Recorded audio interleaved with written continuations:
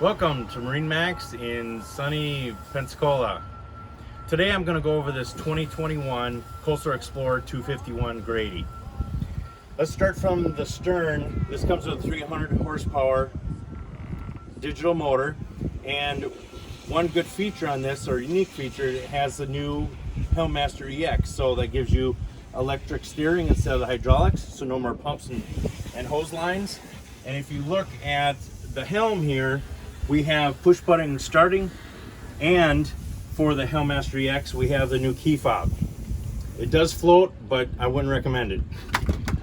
Full controls on the 7-inch screen by Yamaha, the new Fusion system.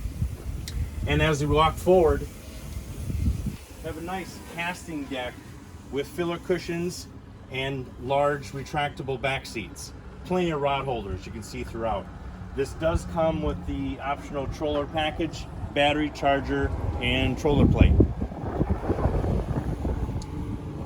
So many boats like this, come on down to see us here at MarineMax in Pensacola to see many more Gradys and enjoy the great weather.